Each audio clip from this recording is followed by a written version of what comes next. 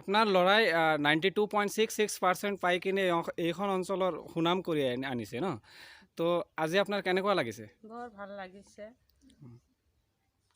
মই মোৰ ল'ৰাটোৰ সৰুৰে পৰা ভাল পঢ়া শুনা দেখি ভাল নম্বৰ চাই মোৰ মনত বৰ আশা জাগিছিল যে ভৱিষ্যত যেন মোৰ ল'ৰাটো সুনাম কৰিব পাৰে। এই চিমলটাপু অঞ্চলত আজি এনেকুৱা এটা সুনাম কৰিছে। মই বহু কষ্টৰে মোৰ ল'ৰা ছোৱালীক শিক্ষা দিছিলোঁ। বহু কষ্ট কৰি মই কেতিয়াবা কলম খাতাও নাছিল। মই মানুহৰ ঘৰত গৈ ক'লে মোক গাঁৱৰ মানুহে বহুত সহায় সুবিধা কৰি দিছিল। মোৰ মনত উৎসাহ জগাই তুলিছিল। সেইবুলি মই দৰিদ্ৰ হ'লেও মোৰ কেতিয়াও দুৰ্বল হোৱা নাছিলোঁ। মই দুবেলা দুমুঠি খাই হ'লেও মোৰ ল'ৰা ছোৱালীক ভাল শিক্ষা দিব পাৰিছোঁ বুলি মই আজি ধন্য মনত ভাবিছোঁ। তুমি 92.66% পাইছা ন? হয়। কেনেকুৱা লাগিছে তোমাৰ? ভাল লাগিছে। কোন স্কুলৰ পৰা হয়? চিমলটাপু হাই স্কুল। চিমলটাপু হাই স্কুলত। তুমি তোমাৰ ৰাইজে কিবা সহায় সহযোগিতা কৰিছে, এই বিষয়ে কিবা ক'বা নেকি? কৰিছে। মই মোৰ টিচাৰৰ ঘৰত থাকি পঢ়িছিলোঁ। টিচাৰৰ ঘৰত থাকি? তাৰপিছত এতিয়া আগন্তুক এইম কি তোমাৰ? ডক্টৰ। ডক্টৰ হ'ব বিচাৰা? তুমি ডক্টৰ কিয় হ'ব বিচাৰা? মই আমাৰ ভাৰতবৰ্ষ যিহেতু ইমান উন্নত নহয়, ডক্টৰৰ বহুত অভাৱ আছে, সেইকাৰণে মই ডক্টৰ হ'ব বিচাৰোঁ আৰু সমাজক সহায় কৰিব বিচাৰোঁ। সমাজৰ সহায়তো তুমি IAS অফিচাৰ হৈও কৰিব পাৰা, কিন্তু ডক্টৰ কিয় হ'ব বিচাৰিছা? IAS অফিচাৰ কিয় চুজ নকৰিলা, কিন্তু ডক্টৰ কিয় চুজ কৰিছা?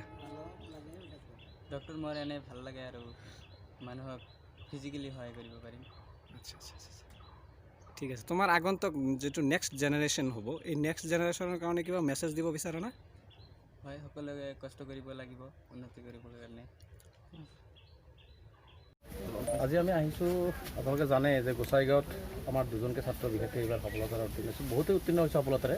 তাৰ ভিতৰত আমাৰ ৰাছিদুল হাই মাদ্ৰাছা শিক্ষান্ত পৰীক্ষা তৃতীয় স্থানত অধিকাৰ কৰিছে, আৰু আমাৰ এইটো শ্বাহিদ ইলিয়াছ, এই দুজন ছাত্ৰই এজন হাইস্কুল শিক্ষান্ত পৰীক্ষা আৰু হাই মাদ্ৰাছাত দুজনে ভাল ৰিজাল্ট কৰিছে, আৰু তেখেতসকলৰ পৰিয়ালক আমি সাক্ষাৎ কৰিছোঁ, আৰু অতি দৰিদ্ৰ পৰিয়াল। গতিকে এই ছাত্ৰ দুজনক আমি অলপ উৎসাহিত কৰিবৰ কাৰণে যাতে আগন্তুক দিনবিলাকত তেওঁলোকে আমাৰ কাৰণে মানৱ সম্পদ হিচাপে গঢ় লৈ উঠে, আৰু যাতে আমাৰ সমাজখনৰ কাৰণে কাম কৰিব পাৰে।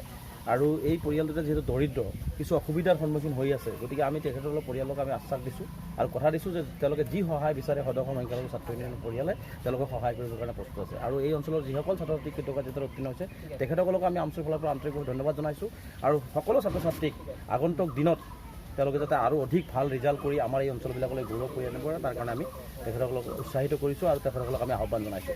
আৰু লগতে আমি এই গোসাইগাঁৱৰ আমাৰ জিলা সমিতিৰ অন্তৰ্গত বিভিন্ন অঞ্চলত আমি কিছু দৰিদ্ৰ যিসকল মানুহ লকডাউনত আবদ্ধ হৈ বহুত অসুবিধাৰ সন্মুখীন হৈছে, সেইসকল মানুহক কিছু আমি খাদ্য সামগ্ৰী যোগান ধৰিছোঁ ৰাইজৰ সহযোগত। গতিকে আমি ৰাইজকো আহ্বান জনাইছোঁ যে এই সময়ত যাতে সকলো মানুহৰ কাষত সকলো মানুহ থিয় দিয়ে, তাৰ কাৰণে যাতে কোনো দৰিদ্ৰ মানুহ নাথাকে, তাৰ কাৰণে সকলোকে এই ৰাইজক সহায় কৰিবৰ কাৰণে আমি আহ্বান জনাইছোঁ।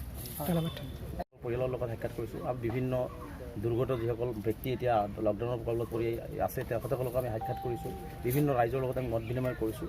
গতিকে আৰু আমি ইয়াতো আহিছোঁ, গতিকে এনেকৈ আহি পেলাই আমি ৰাইজৰ লগতো কথা পাতিছোঁ, ছাত্ৰ ছাত্ৰীখিনিৰ লগতো কথা পাতিলোঁ। আমাৰ সংগঠনৰ কৰ্মকৰ্তাক আমি কৈছোঁ যে যিকোনো মুহূৰ্তত যিকোনো সময়ত যাতে এই দুৰ্গত ছাত্ৰ ছাত্ৰী বা যদি কোনোবা ছাত্ৰ পইচাৰ অভাৱত কিতাপ বা ইউনিফৰ্ম কিনিব নোৱাৰে, যিহেতু এডমিশ্যন এই ক্ষেত্ৰত চৰকাৰে ফ্ৰী কৰিছে, গতিকে যাতে কিতাপ বা ইউনিফৰ্মৰ কাৰণে যাতে অসুবিধাৰ সন্মুখীন নহয়, সকলো দিশ চালি জাৰি চাবৰ কাৰণে আমাৰ জিলা সমিতিক আমি নিৰ্দেশ দিছোঁ, আৰু জিলা সমিতিয়ে যদি দৰিদ্ৰ কোনো ছাত্ৰ ছাত্ৰী আছে আমাৰ লগত যোগাযোগ কৰিলে আমি এই ছাত্ৰ ছাত্ৰীখিনি সহায় কৰিম, আৰু ইতিমধ্যে আমাৰ কৰ্মকৰ্তাসকলক আমি এইখিনি নিৰ্দেশ দিছোঁ।